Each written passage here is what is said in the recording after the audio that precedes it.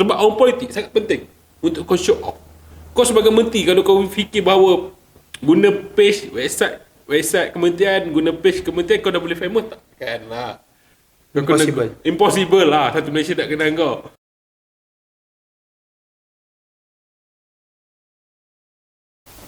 Okey, Assalamualaikum dan salam sejahtera. Ini episod keempat kita. Konsisten setiap minggu. Ini bersama saya Afiq Kwan. Saya Amir Ahmad. So hari ni kita dalam sesi yang sama. Podcast yang sama. Apa berlaku minggu ni? Minggu ni banyak sih yang berlaku. So kita ada 4 topik yang penting. So Meh, macam mana? Kau smart-smart je lah. Boleh kerja bang. Kerja kat mana Meh? Aku nak tahu juga Meh. Hantar mas. Kerja apa tu? Peguam. Apa? Dengar tu. Dia peguang dan luangkan masa. Meh, soalan yang ringkas. Dah kahwin belum? Belum. On the way. On the way. Okay, sebelum aku tak suka sangat nak jam topik yang serius sangat, awal-awal sangat kan. Aku rasa two-way communication perlu. Okay. Apa masalah apa starting anak muda macam kau nak kahwin umur apa 24, 25? Aku 26. 26. Oh, kau dah tua. Close to 30 lah. Aku tak cakap aku dah tua. Okay. Tapi masalah ni berlaku dekat society sekarang. Apabila kau nak jump kepada kahwin ni anak muda macam kau ni, kau rasa kahwin dulu atau stabil dulu? Dia tengok pada macam mana kau bermula kerjaya kau. Contoh ada orang rezeki dia kerjaya bermula. Betul jawapan kau. Dia tengoklah. Kadang ada orang tu kerjaya dia bermula dengan gaji yang 2,000 kan, ataupun 1,800 macam tu. So dalam keadaan macam tu kau kena stabilkan kau punya life dulu. So both side kena faham lah. Lelaki dengan perempuan kena faham lah. Kena stabilkan dulu. Kau nak bagi anak orang makan apa? Makan basi. Kalau 1,800. So kau kena stabilkan dulu. Ada aset sikit. Ataupun kau at least mampu untuk beli rumah. Ataupun kau at least ada simpanan lah untuk kau kahwin. Tapi kalau orang tu dia starting dengan gaji yang agak okey, 2,000 lebih, mungkin dia boleh balance jugalah antara dia nak stablekan dulu, at the same time dia dah boleh start plan untuk kahwin. Okay, clear. Asal ke formula. Tapi aku setuju dengan kau. Aku normal setuju. Tapi perempuan so kita ada staff kita ada staff teknikal kita. Dia Mawar. Dia seorang je perempuan. Yang lain semua lelaki staff kita. Staff kita ada 5 orang. Ramai. So aku tak apa, nanti aku edit dalam video ni. Nanti staff teknikal kita edit dalam video ni, letak kita punya teknikal staff kita, kita Mawar. Tapi aku nak tahu agak dia ada, tapi dia nampak muka macam tak puas hati dengan kau adik. Atau kau cakap dia muka dia tak puas hati man. Respon dia clear bahawa aku perlu cepat. Kenapa nak tunggu? Aku tak boleh tunggu. Dan perempuan dari mana dua? Dia nak tunggu orang yang dia sayang melamar dia, atau dia terima orang yang dah stabil untuk melamar dia? Kalau kau tanya pandangan aku mana satu yang dia kena pilih maksudnya? Stabil ataupun orang yang sayang dengan dia? Kalau kau tanya aku, dalam dunia sekarang ni, kau kena tengok juga mana yang paling banyak bagi benefit dekat kau. Contoh, kalau dia sayang kau tapi kalau dia tak mampu jaga kau, tak ada guna kan? Tapi dia ada effort tak pergi ke sana. Kalau dia ada effort, tunggu. Kalau dia macam tak ada effort, kerja pun ada tidak, tak payahlah. Tapi kalau dia tu stabil and dia boleh buktikan dia boleh jaga kau dengan baik, ada agama yang baik, proceed. Okay, clear. Tapi aku berlainan dengan kau. Aku untuk perempuan di luar sana, aku sangat berlainan. Aku suka kita berlainan idea, dengan opinion. Aku lebih suka untuk perempuan tu, dia pilih, yang pertama, dia pilih, kalau dia nak tunggu lelaki tu, tunggu dia stabil, tapi ada lelaki lain yang melamar dia yang lagi okey, maksudnya dia tak kenal sangat. Tapi macam kau couple dengan awet kau kau couple dah 5 tahun, kau dah keadaan nak go out pun nak stabil, tapi perempuan tu dah tak boleh tunggu. So bagi aku, kalau perempuan tak boleh tunggu kau punya effort dan dia pilih tu lain, kau yang bertuah dalam gameplay ni. Sebab konsep yang simple, maksudnya dia tak boleh tunggu kau in future apa-apa berlaku, dia akan menjadi diri dia sendiri. Sebab kamu dia tak tunjuk diri dia. Manusia akan tunjuk diri dia apabila dia rasa susah. Aku tak kata benda tu salah. Benda tu betul juga. Kan? Orang bila belum kahwin dia tak tunjuk apa yang sebenar, dah kahwin baru dia tunjuk. Kalau sebelum kahwin dah terkantoi, dia tak boleh tunggu kau tu susah. One day kalau kata tiba-tiba jadi apa-apa kat kau, kan? So dia tak boleh stay juga. So ini masalah dilema. Tapi topik apa kita ni? Aku pun tak tahu. Aku dekat dah jam jauh ni. Okay. Ringkas. So topik kita ni tentang ada isu dekat Malaysia sekarang ni.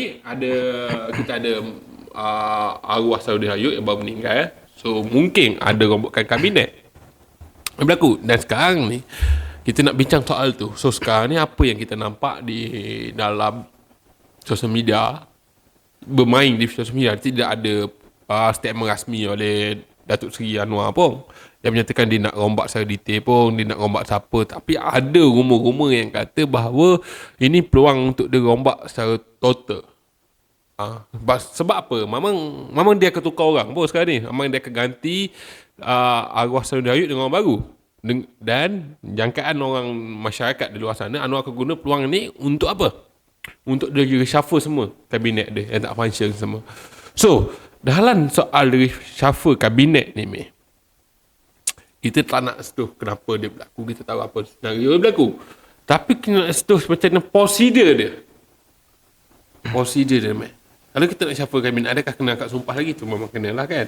Tapi prosedur dia, macam mana? Kau cerita. Dia ambil masa yang lama ke? Sebagai orang lawyer berpengalaman. Yang aku boleh sentuh sikit kalau dari segi prosedur, by law, seorang jemaah menteri tu dilantik oleh YDP atas nasihat Perdana Menteri. So kalau dia nak ditukarkan, perlulah mendapat persetujuan daripada Yang di-Pertuan Agong. So maksudnya Datuk Seri Anwar Ibrahim perlu beri nasihat pada Yang di-Pertuan Agong untuk tukar menteri ni kepada menteri ni kan. Tukar orang ni, buang orang ni ke.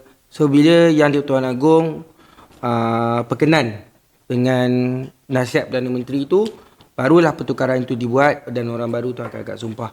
Contoh aku bagi 2016 ke 2015 Muhyiddin kena pecat di malam Perdana Menteri. Waktu Najib Bosku dah. Waktu zaman Najib. Okay, so Muhyiddin kena pecat sebagai timbalan Perdana Menteri dan ada Mukris Mahathir pun dipecat. Mukris Mahathir timbalan menteri apa aku tak ingat. So semua ni adalah latihan Yang di-Pertuan Agong. So Najib jumpa Yang di-Pertuan Agong dulu waktu tu, dapatkan perkenan. Yang di-Pertuan Agong perkenan, barulah pertukaran itu berlaku dan Zahid naik jadi timbalan Perdana Menteri. Okay, clear. Okay. So kita nampak prosedur dia ringkas.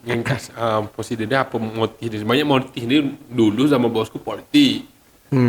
Sekarang politik, sekarang nampak performance. So kita tak nak jam lama sangat reshuffle kabinet ni. Tapi dalam reshuffle kabinet ni, aku macam terfikir satu formula. Kenapa rakyat nak terbawa-bawa juga dalam gameplay ni?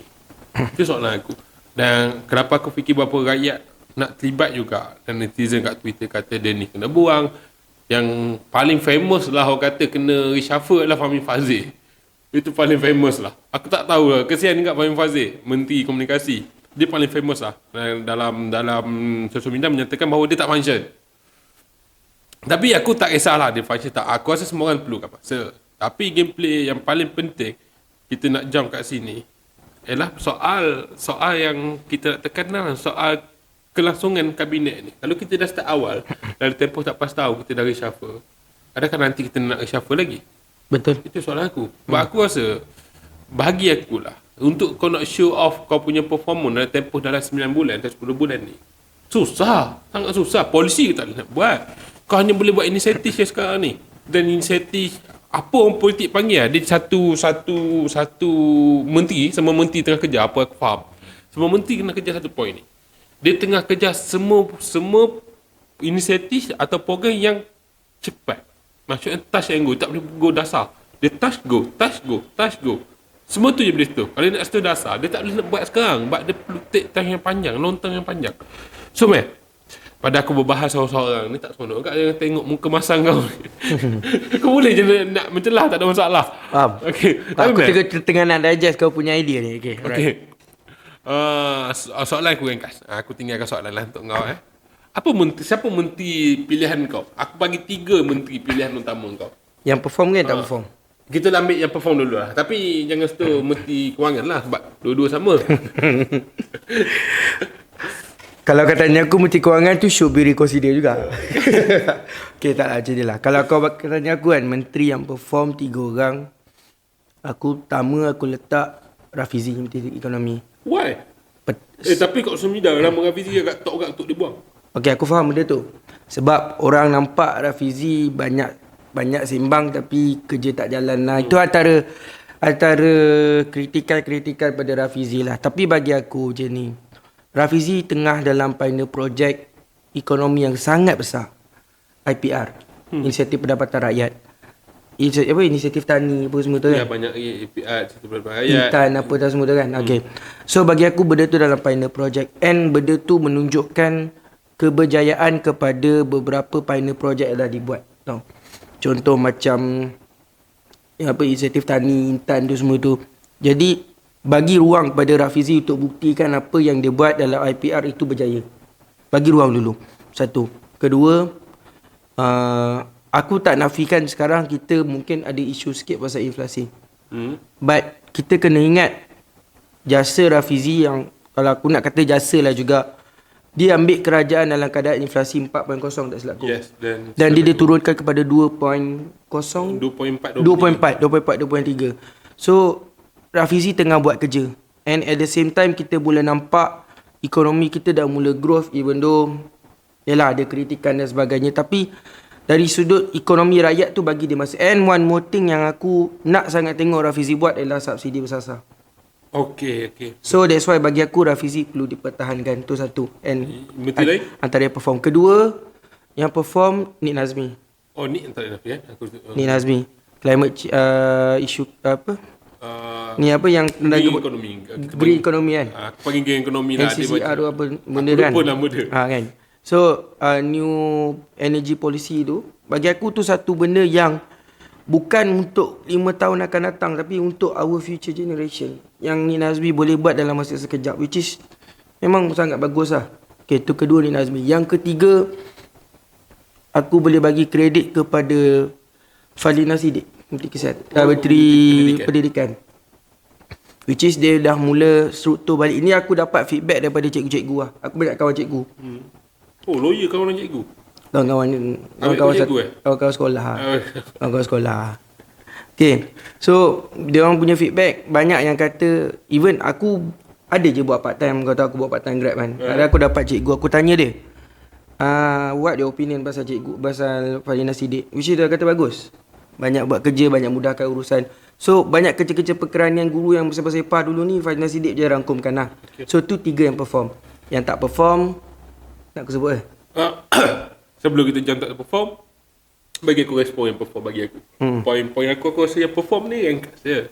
Yang pertama, aku punya performa yang pertama itu ni. Aku letak Menteri Pengangkutan. Jelas dia orang yang pertama yang men-triggerkan Anwar Ibrahim. Betul.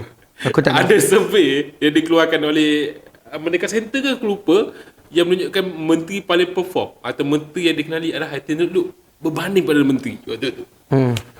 Dan dia buat gimmick yang berbagai lah untuk isu pengangkutan. Tapi aku nampak performance Hatin Duduk. Aku agak terkejut DAP tak ada satu isu kontroversi kali ni. Dulu 2018 dia paling top kontroversi. Aku rasa diorang belajar daripada Pakatan Harapan dulu. Diorang belajar banyak. Dia tak setu, agak konsisten. Hanayo tak setu, Nang Koming tak setu. Tapi Nang Koming ada lah sikit, tapi tak setu sangat lah. Tapi konsisten. So, aku lain sikit. Aku suka tengok Timbalan Menteri. Aku tak tahu kenapa Timbalan Menteri selalu keluar dekat sosial media aku. Siapa? Aku masih. Aku masih, yes. Timbalan Menteri KPKT. Aku tak tahu kenapa dia selalu keluar kat aku. Walaupun dia bukan menteri, tapi Timbalan Menteri. Tapi aku just nilai melalui performance dia, melalui dia punya effort. As ingin nak tunjuk show off. Sebab orang politik sangat penting untuk kau show off. Kau sebagai menteri, kalau kau fikir bahawa guna page website kementerian, guna page kementerian kau dah boleh famous, takkan lah. Impossible lah. Satu Malaysia tak kenal kau. So, tapi aku masih kau terkejut. Not bad lah bagi aku. Dia selesaikan masalah rumah sakit. Semua not bad. Bagi aku sangat not bad. Yang ketiga, bagi aku setuju dengan Fadlina Siddiq. Tadi Nafi kan. Bagi aku Fadlina Siddiq top juga sosial media dia. Betul. Sosial media dia top. Sebab tu orang boleh nilai, masyarakat boleh nilai bahawa dia perform. Dan kalau kita jump paling teruk, kau nak start dulu ke aku start dulu deh? Aku start dulu. Aku tak suka sangat judge yang paling teruk. Tapi yang paling teruk bagi aku tak salahkan dia lah. Yang paling teruk, menteri paling teruk yang aku nampak kat sini Khalid Nordin. Personal aku. Menteri pengajian tinggi. Okay, kenapa aku cakap Khalid Nordin? Starting gimmick dia dah smart.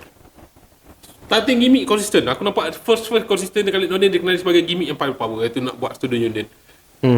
Aku dengar benda tu. Nak empower mahasiswa lah.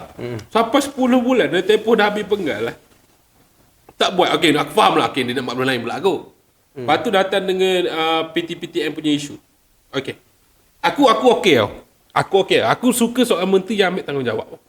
So PTPTN dia step forward melibatkan mahasiswa. Dia tu take over tanggungjawab tau.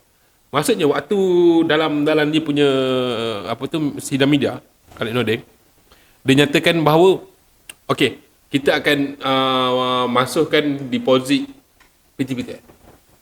Kalau nak lebih kena bincang dengan Menteri Kewangan. Sepatutnya bukan soal nak lebih nak apa bergantung pada Menteri Kewangan. Kau sebagai menteri yang terlibat masalah, kau kena fight lah. Kau pun tak ada keinginan tau. Sebab tu aku letak dia paling teruk bagi aku. Betul. Bagi kau pun tak ada keinginan untuk fight isu tu dan kau suruh pass kau orang. Maksudnya bukan salah aku, salah orang lain. Okay, bagi aku, kau seorang menteri yang tak ada keinginan lah untuk selesaikan masalah. Itu pertama. Dia salah tai chi tu. Salah. Sumpah salah tai chi tu. Yang kedua, aku tak nak ambil masa lama sangat sebab team media kita dah bising yang belakang tu. Okay, yang kedua aku letak menteri yang tak menyelah sangat lah. Aku nampak yang tak menyelah. Yang tak menyelah, tapi diam. Yang menteri Calingkang. Calingkang tak menyelah, tapi aku nampak perform. Tapi inovasi. aku tak nampak dia teruk. Aku nampak dia perlu ditukarkan je saja. Mesti lah. Okay. Aku rasa mesti perlu Inovator dia lah aku nampak. inovator. Tapi inovator tu sama 3 menteri. Betul. Tapi sayang lah, Calingkang is good sebenarnya bagi aku. Tapi kalau Calingkang dia letakkan dalam kementerian tu lagi, dia muda, baru 40 lebih maksud aku. Lebih kurang lah. 40 lebih. Patutnya orang muda ni dia letakkan kementerian-kementerian yang boleh sparkkan dia. Kementerian mesti ni kementerian orang tua boleh lah. Sebab dia susah nak menyelah. Aku nampak semida dia susah nak up. Tapi dia banyak buat kerja. Cuma bukan aku nak cakap performance dia teruk. Cuma dia kurang menyelah. Aku letak itu tu kau menyelah lah kan. Aku tak nak letak teruk kau tak perform sebab kita pun tak ada dalam kementerian tu. Kita bukan pegawai dia. Kalau kita pegawai dia, kita nampak lah dia perform tak perform. Ni sekarang kita tengok media social media. Poin kita yang tu. Okay. Yang ketiga yang banyak kontroversi memang Pak Aziz. Tak boleh nafikan lah menteri. Ya, tu aku setuju. Tapi aku tu bukan bahan aku kesian dengan dia. Saya kesian dengan dia. Aku kesian dengan dia sebab apa? Pertama, tentang dia ni, dia pegang Menteri Komunikasi. Dan ada Jacom. Jacom pun ada. Dia pun ada. So orang keep pressure dia. Kenapa tak function? Macam mana kau tak boleh promote Madani ni? Ya, relax apa keluarga Malaysia pun Malaysia satu Malaysia pun take time nak dikenali. Kena buat lagu semua take time. Ini baru 8 bulan. Dan aku rasa untuk society judge dia terlalu awal. Aku tak patut. So aku letak 3 menteri. Tapi jelas 3 menteri ni bukan aku teruk atau tapi aku nak tambah satu lah. Aku suka lah menteri ni. Siapa nama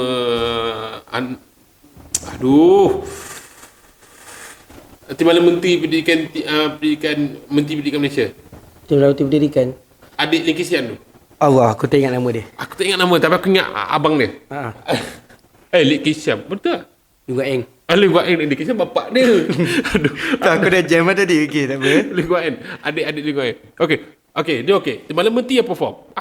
Timbalan Menteri perform. Aku tak nampak dia ada performance. Sebab apa? Aku agak terkejut lah. Waktu dulu, kau ingat tak? Waktu Chinese New Year, Chinese New Year dulu the fight issue untuk untuk orang Borneo balik ke Semenanjung dan tiket free untuk semua cikgu. Tapi untuk hari raya pula tak buat. Itu aku pelik tu. Mana maksudnya kau perlu konsisten. Sebab tu aku tambah 4 poin ni. Sebab aku nampak dia tak konsisten dengan fight issue. Dia hanya fikir that aku jaga budak aku je.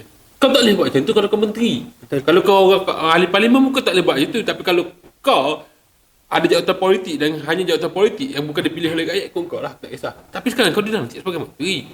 Patut kau konsisten. Itu nasihat aku, kau konsisten. Aku bagi 4. Tambah timbalan menteri kau tak dikira. Kau. Okay. Kalau aku yang tak perform, 1, Menteri Perpaduan. Kau nampak apa function dia? Tak nampak kan? Siapa Menteri Perpaduan dah? Aaron Dagang. Bukan Nancy. Kan? Itu Menteri Perlindungan Wanita. Oh, Nancy yang lama. Sekarang ni Aaron Dagang. Lepas tu Menteri Kerja Raya Alexander Nathan sorry, Alexander Nathan Inggi, which is dia buat pasal tol tu. Dia GPS kan? Pecah monopoli tol tu, which is good lah. Itu pun datang kerjasama dengan Anthony Loke. Tapi isu jalan raya Borneo still macam tu juga. Okay, yang ketiga, aku setuju dengan kau, Fahmi Fazil. Kalau poin aku, kalau kata tak adil untuk dia, aku cakap terus terang lah. Dulu, kenapa boleh gunakan inisiatif ataupun platform kerajaan, contoh macam ATM dan sebagainya, untuk terangkan dasar kerajaan. Sekarang kenapa kurang? Dah kena ketuk baru nak buat. Tu satu. Kedua, Jecom bawah dia kan? Jeko bawa PMO. Oh sorry, Jecom bawah PMO. Tapi bagi aku dia sebagai Menteri Komunikasi, banyak isu yang dia sendiri dia tembak diri dia sendiri tau. Contoh Redoka. Itu memang dia tembak diri dia sendiri. So bagi aku, kalau dia masih berada dalam kabinet, dia kena belajar untuk sometimes play safe. Hati-hati dalam keluarkan statement. Jangan sampai statement Redoka tu keluar balik. So tu singkat lah aku boleh bagi 3 tu. Okay. Ringkas. Okay, thank you, Meh. Kita dah habis topik pertama tentang robakan kabinet atau reshuffle kabinet. So, kita rehat sekejap, okay? Bye. Alright. Okay, kembali lagi kita dalam sesi yang kedua. Ringkas, short and sweet. Ini pasal isu yang sangat famous yang ini. Isu Palestin berdarah kembali. So, apa yang berlaku sekarang ni? Palestin okay, aku tak suka dengan benda ni. Aku share lah. Aku tak suka apabila kejadian yang berlaku kat Palestin, baru semua orang tiga. Sekali kejadian berlaku, setiap tahun berlaku, baru kau nak tiga. Lepas minggu dah tidur balik. Pasuk isu perjuangan Palestin ni perlu konsisten. Dan aku sangat respect beberapa NGO yang konsisten tak tahu. Konsisten untuk fight isu ni. So, Meh, untuk kita more detail, aku nak tahu juga apa berlaku kat Palestin ni. Apa berlaku, ada pertumpahan darah kembali ni. Okay. Pertama sekali kalau kau nak faham pasal Palestin ni, kau kena faham akar kepada masalah dia. Akal lah. Akar kepada masalah. Mini Anwar ni. Kuat sangat jagon lah. Akar kepada masalah dia ialah apabila orang Palestin dia ada dua pendirian yang berbeza. Kita ada dua pentadbiran yang berbeza di Palestin. Dan ada dua pendirian yang berbeza, Hamas dan Fatah. Okay. Kalau kita nak back to sejarah, aku nak ulang dia Fatah tu Fatah Amin ke? Bukan. Fatah Aku lawa. Pernah dengar nama Yasir Arafat? Tak pernah. Itu Hamas aku biasa, Fatah aku biasa. Okay. Dia Palestin, kalau nak refresh balik sejarah daripada Balfour punya declaration, perang demi perang Arab Israel, 48 kalah, 67 kalah. Okay. Waktu mana negara Israel tu berdiri, berlakunya perang Arab Israel 1948. Which is negara yang menyerang dia Jordan, Syria, Mesir, Kuwait dah silap aku. Tak ingat lah. Tapi ada negara Arab lah menyerang dan kalah. Kalah, Israel tertubuh. Okay. Bila Israel tertubuh, dia ada border yang hasil cadangan United Nations lah. So US masuk gameplay ni lah. Yes, tapi United Nations punya plan ialah untuk partition tanah Palestin. Macam mana partition Korea. Okay, faham. Okay. Korea Selatan, Korea Utara. Okay, partition Palestin ialah satu bahagian bawah kuasa Israel, satu bahagian bawah kuasa Palestin, dengan tebing barat, maksudnya Baitul Maqdis, semua tu bawah kuasa Jordan. Okay. Sebab dia orang berebut Baitul Maqdis yang paling utama. Okay. So, bila mana ada border 1948, Israel tertubuh. Tapi sebelum menjelang perang kedua tu, Israel sikit demi sikit dia makan tanah buat penempatan haram. Tanah-tanah Palestin. Tahu. Dan berlakulah perang Arab Israel 1967, yang mana bagi perang 6 hari, orang Islam kena tibai teruk, kalah teruk perang 6 hari tu. Dan waktu itulah Israel menakluk Baitul Maqdis. Ini antara punca juga kenapa perang ni tak pernah habis. Okey. Selepas tu berlaku Yom Kippur pula, perang Yom Kippur. Negara-negara Arab berjaya menawan balik kawasan wilayah diorang je. Contoh, Mesir dapat balik Sinai, Syria dapat balik Bukit Golan. Palestin punya perjuangan? Tak ada siapa ambil peduli. Okay, ini masalah negara Arab. So, that's why tertubuhnya Fatah. Fatah diperjuangkan oleh Yasir Arafat, Palestinian Liberation Organization, PLO. Ada, kalau kau pernah dengar, Intifada. Intifada pertama, Intifada kedua. Serangan-serangan suicide bombing dekat kawasan-kawasan Israel akhirnya membawa kepada perjanjian Oslo. Perjanjian Oslo ni tahun 1993 Yasir Arafat sign dengan Bill Clinton, US punya presiden, dengan Israel. Dalam perjanjian tu, Israel akan pelan-pelan serahkan balik tanah-tanah penempatan haram ini sampai tahun 2000. Kecuali Baitul Maqdis. Dia takkan serahkan. Okey. Tapi Israel tetap Israel. Dia tetap janji hari ni lain, esok jadi lain. Okey. Okey. So, bila mana Yasir Arafat tak ada, waktu ni Hamas dah ada tapi mereka bersatu bawah pentadbiran PLO. Tahu. Bila Yasir Arafat meninggal, berlaku orang kata macam perang saudara antara Hamas dan Fatah. Okey. Pernah ada perang saudara tau antara Hamas dan Fatah. Dan pertempuran tu berlaku di Gaza. Dan Hamas menang di Gaza. So bila nak selesaikan benda ni, OIC buat pilihan raya. Fatah menang pilihan raya dekat tebing barat. Sebab tu pusat pentadbiran Palestin dekat Ramallah, tebing barat. Dan Hamas menawan Gaza. So diorang takbir Gaza. So ada dua kerajaan yang berbeza. Okay. Kenapa isu ni tak selesai? Sebab ada dua pendirian. Fatah punya pendirian ialah two state solution. Macam mana pendirian Malaysia, pendirian Turki dan pendirian OIC. Kita setuju two state solution dengan syarat Israel patah balik kepada border 1948. Kau serahkan balik semua balik penempatan haram ni kepada Palestin. Dan Baitul Maqdis di bawah UN ataupun Jordan. Balik pada perjanjian asal 1948. Okey. Tapi Hamas pula punya pendirian, dia nak hapuskan negara Israel secara total. Sebab itu, Hamas dengan Fatah tak pernah sebulu. Kau bayangkan, kau berdepan dengan satu musuh yang sama, tapi Kau tak boleh bersama. kau tak boleh bersatu. Tetapi, hujung-hujung ni dah ada mula perkembangan yang baik lah. Tu nanti aku cakap. Okay, so kenapa tak pernah selesai? Satu, sebab ada dua pendirian yang berbeza tentang penyelesaian. It's either two-state solution ataupun nak hapuskan Israel terus. Okey. Satu. Kedua, kenapa tak pernah selesai? Sebab Israel punya perangai.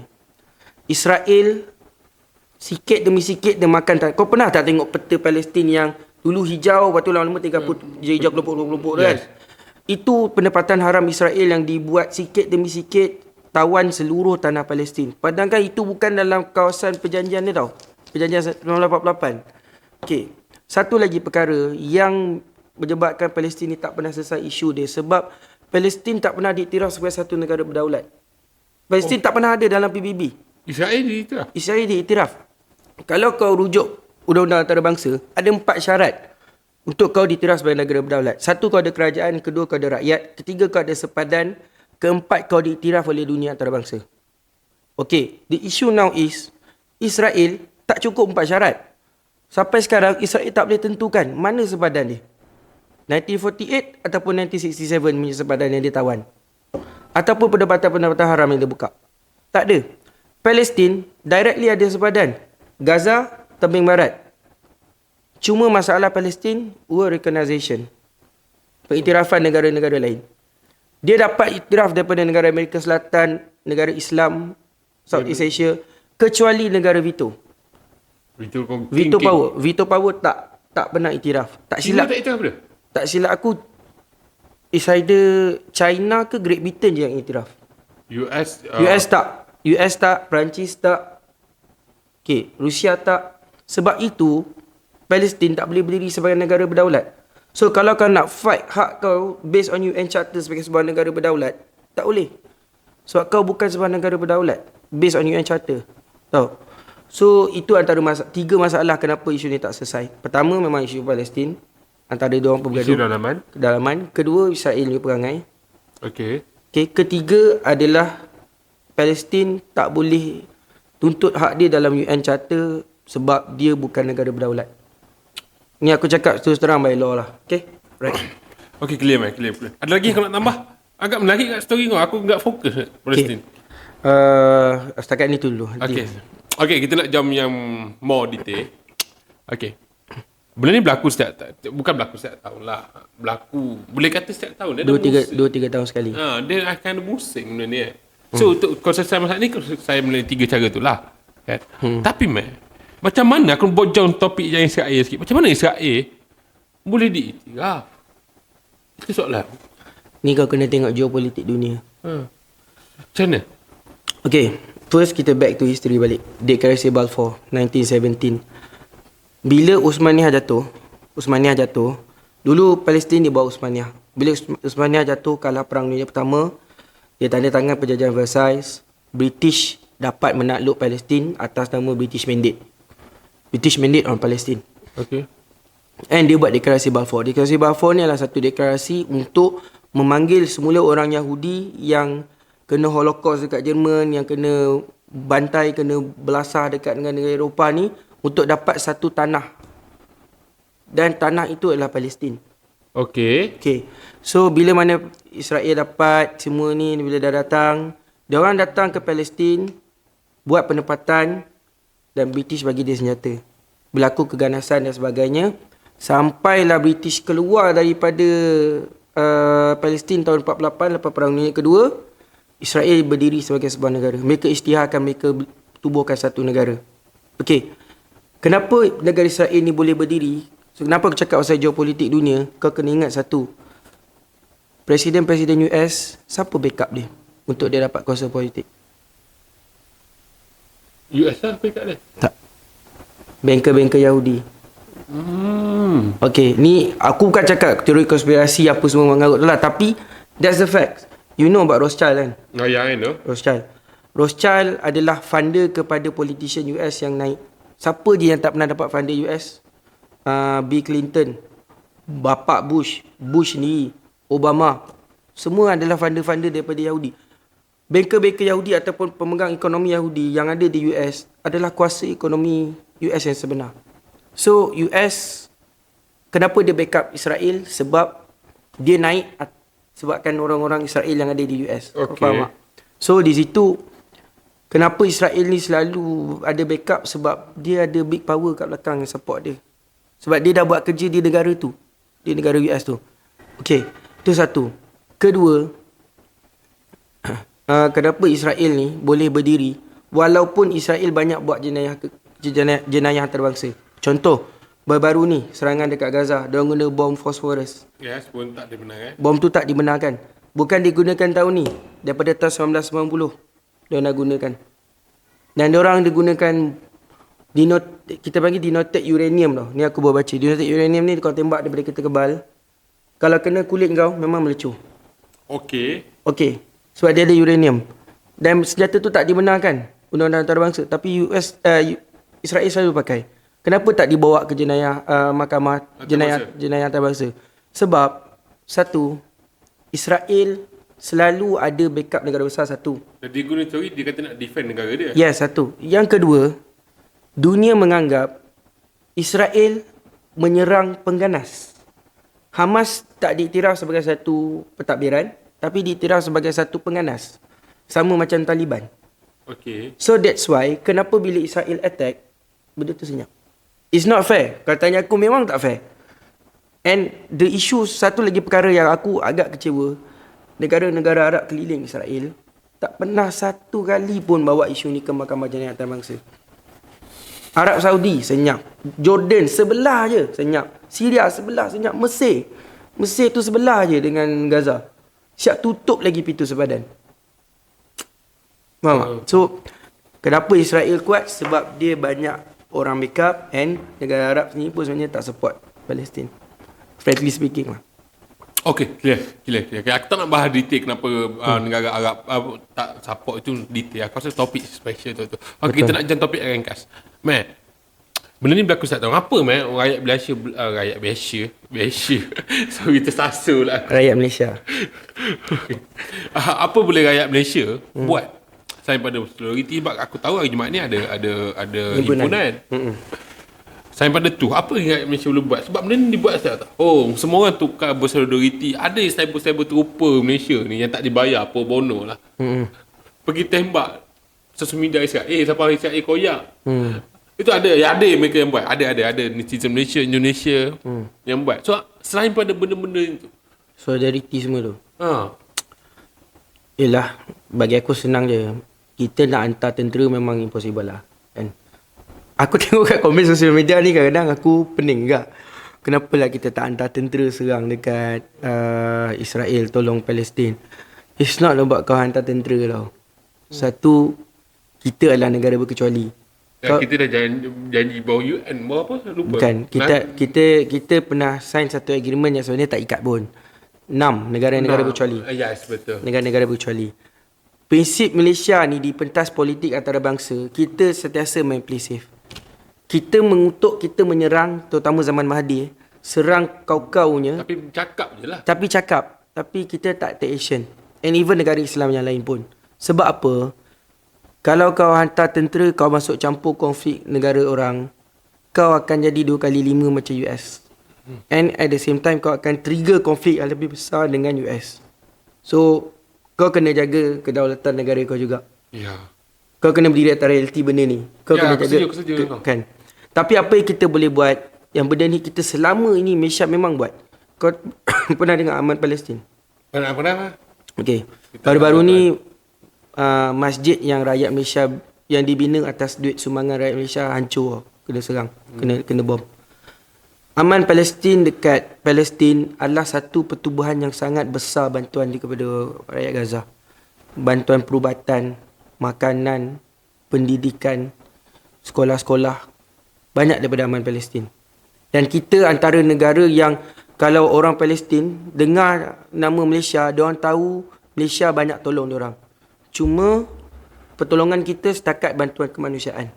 Tidak kepada bantuan yang bersifat politik. Sebab Selesai masalah. ya, sebab kita adalah negara yang berkecuali.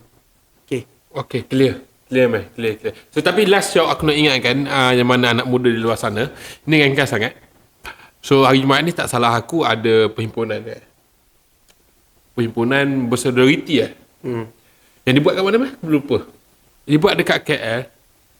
Dekat Masjid Negara. Masjid Negara saya. Ada staff kita punya team teknikal boleh tahu. Kat Masjid Negara, nama dia Mawar. So thank you Mawar. So okay, saya simpulkan. So hari Jumaat ni, lepas solat Jumaat, pergi dekat Masjid Negara yang mana nak pergilah. Dan apa yang kita boleh buat untuk yang short term ni, tunjuklah solidariti anda dekat sosial media. Tunjuklah. Kalau boleh tunjuk sebaik mungkin, show off. Biar semua orang tahu tentang apa yang berlaku dekat Palestin. Bagi aku sekarang apa yang rakyat Malaysia boleh buat adalah share the awareness. Share tentang apa yang berlaku dekat Palestin. Betul. So itu je aku rasa for now. Untuk yang biar game play politik ni, biarlah pemimpin-pemimpin negara yang fikir. Betul. Kita sekarang kita nak share yang biar semua orang tahu. Dan kalau boleh yang beragama Islam, doalah kepada sahabat-sahabat kita yang dekat Palestin supaya mereka selamat dan masalah yang diselesaikan secepat mungkin. So itu sahaja dari kami. Jumpa sebentar nanti. Okey, kembali lagi kita. So topik yang terakhir untuk hari ni, ringkas pasal cebu. Benda ni berlaku setiap tahun. Konsisten benda ni. Aku tak tahu kenapa dia mau konsisten. Tak teruk, dia tetap ada. Ya, dia konsisten. So kita tahu apa yang berlaku. Dia punca. Dia bukan Malaysia. Punca dia dekat Indonesia. Yang mereka masih mengamalkan open burning. Bahasa mudah apa Melayu? Pembakaran terbuka. Pembakaran terbuka untuk sektor industri pertanian mereka. Salah aku. Pertanian mereka, macam kelapa-kelapa sawit, mereka lebih proper untuk bakar tu. Dan itu yang masalah. Dan orang dekat social media mempersoalkan apa Malaysia buat, asal Malaysia tak bincang dengan Jokowi. Bapak orang Indo panggil bapak Jokowi. Saya tak bincang dengan bapak Jokowi pasal ni. Patutnya ada two way. Dan apa respon Indonesia? Dia kata itu bukan daripada rakyat kami, itu rakyat Malaysia yang buat bisnes kat Indonesia, yang buka industri kat Indonesia. So dia asyik salah menyalah. So tak ada solusi dia. Ada yang menyatakan bahawa solusi patut diletakkan ada perjanjian dua hala antara Malaysia. Tapi kita faham yang efek kat jebu ni untuk ASEAN saja. Yang efek terhadap jebu ni hanya Singapura dengan Malaysia. Yang jebunya punca daripada Indonesia. Hanya Singapura dengan Malaysia. Itu efek. Dua negara ni, Taiwan, Thailand tak efek pun, tak terkesan pun dengan jebu Indo ni. Yang terkesan Malaysia, Indo. Tahulah, king paling besar dalam ASEAN adalah Indo. Negara paling besar. Bukan negara paling king lah, tapi paling besar lah. Tapi boleh kata dia king juga lah dari segi ekonomi sekarang. Tapi untuk kita selesaikan masalah jebu ni, apa kerajaan nak buat sekarang ni? Satu, kita kena tengok dulu apa inisiatif kerajaan sebelum ni. Kalau kau kata inisiatif kerajaan sekarang yang dah buat, kita dah hantar surat. Tapi bagi aku surat tu tak adalah bagi significant effect lah. Okay. Yang aku ingat dulu, tahun bila 2002 tak silap aku. Okay. Kita ada perjanjian ASEAN mengenai pencemaran jerebu rentas sempadan. Okay. Okay, perjanjian ni adalah perjanjian antara negara-negara ASEAN. Yang tanda tangan paling lambat, yang ratify paling lambat siapa? Cuba teka. Indon. 2015. Sebab apa? Sebab dia punya. Okey, bagi aku macam ni. Indonesia punya claim yang kata yang tu bukan rakyat dia yang buat, tapi industri player kita yang ada di Indonesia yang buat apa semua tu. Sebenarnya nak kata salah 100% tak. Sebab apa? Kenapa kerajaan dulu tahun 2018-2019 kita ada plan nak buat Akta Jerebu Rentas Sepadan. Bermaksud kalau ada pemain industri kita di Indonesia yang melakukan pembakaran terbuka, kita boleh dakwa dia di sini. Okey. Bawah Menteri Alam Sekitar dulu siapa? Yobin. Okey. Cuma masalah dia tergantung sekadar cadangan. Berapa kali dah kita tukar Menteri Alam Sekitar? Still lagi dalam cadangan. So, satu solution kepada masalah ni, kita pun kena sedar kita juga adalah penyumbang kepada masalah. Okey. Kita punya pemain-pemain industri kat sana lah. Okay. So, kerajaan, Menteri Alam Sekitar ni Nazmi perlu segerakan Akta Jerebu Rentas Sepadan ni untuk dibahaskan dan diluluskan di Dewan Rakyat supaya dia boleh diwatakan sebagai satu undang-undang. Barulah kita boleh dakwa kalau betul ada bukti pemain industri kita yang menjadi punca kebakaran dekat sana, boleh dakwa dia kat sini. Satu. Kedua, pembakaran tu berlaku di Indonesia, bukan di Malaysia. Siapa ada kontrol dekat sana? Indonesia. Presiden dia lah. Ya, takbiran dia lah. So, Indonesia pun satu masalah juga. Diorang punya penguatkuasaan alam sekitar sangat-sangat lemah. So, benda ni dah banyak kali perbincangan antara negara-negara ASEAN untuk desak Indonesia to do something tentang penguatkuasaan alam sekitar dia. Tapi, status quo tetap sama. Pembakaran tetap berlaku. Dan perkara ketiga, mungkin dah sampai masa untuk Malaysia ajar Indonesia. Kita pun ada kelapa sawit, kenapa kita tak buat open burning? Dia kelapa sawit ni, dia ada pokok dia tu akan ada satu tempoh matang tau. Ya, ada 10 tahun 20 tahun. Kan, tak silap aku 10 tahun 20 tahun. Selepas tu, pokok tu dah tak menghasilkan buah sawit lah. So, dia kena ada penanaman semula. Ya, betul.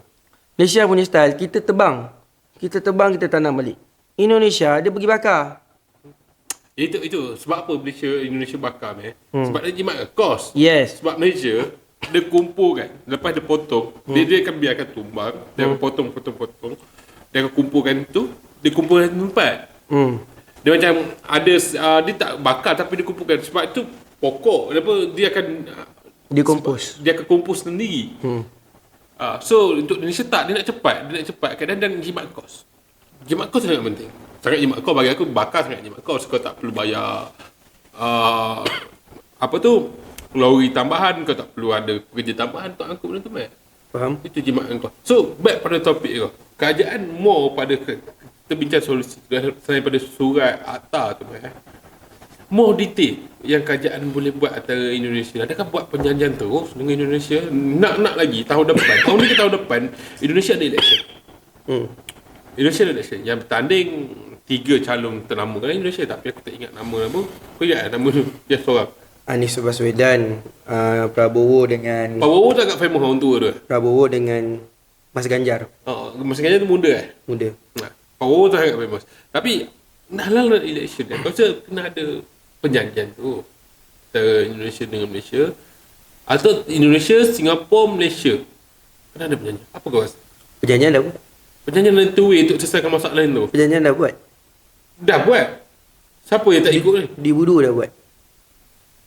Cuma Enforcement perjanjian tu tak ada. itu masalah dia, tak ada denda, tak ada apa. Kau buat perjanjian baru pun tak guna kalau enforcement tak ada. So masalahnya enforcement. So perkara tu perlu diselesaikan dengan cara macam mana? Apa pengalaman kau? Bagi aku macam ni lah. Bila kita ada satu perjanjian antarabangsa, satu, komitmen negara-negara yang terlibat tu penting. Kedua, bila kau dah buat perjanjian dah ratify, enforcement pada perjanjian itu juga sangat penting. Aku ambil comparison pada perjanjian Paris untuk pelepasan karbon. Okey. Perjanjian Paris. Perjanjian Paris semua negara ratify kecuali US. That's why penjajahan tu tergantung. Okay. Dia boleh dilaksanakan, tapi punca utama dia tak boleh buat apa-apa. Tak boleh diambil tindakan, iaitu US. Sama juga macam ni, perjanjian ni. Tapi beza dia, Indonesia dah rectify. Cuma masalah dia ialah penguatkuasaan di Indonesia tu lemah. So, apa yang kita boleh buat ialah desakan antarabangsa untuk tekan Indonesia supaya mereka do something kepada penguatkuasaan negara dia. So, bagi aku tu lah antara benda yang kita boleh buat. Okay, clear. So, kita dah bahas isu Jobu, kita dah bahas isu Palestin darah, dan kita bahas dah isu rombak pula. Betul lah, rombak kabinet, reshuffle. So, 3 topik kita dah bahas secara mendalam dan terperinci. So, itu saja daripada kami, dan saya mohon kepada kawan-kawan di luar sana untuk subscribe channel Selayan Jawab dan follow TikTok, IG kami. Dan itu penting. Sebab ini dibuat oleh anak muda Selayang sendiri. Betul? Ini diketengahkan idea-idea ni daripada anak muda Selayang. So, kita tunjuk bahawa anak muda kita berkualiti dengan cara apa? Cara semua masyarakat kita support konten-konten anak muda kita. So, itu sahaja daripada kami. Jumpa minggu depan. Okay?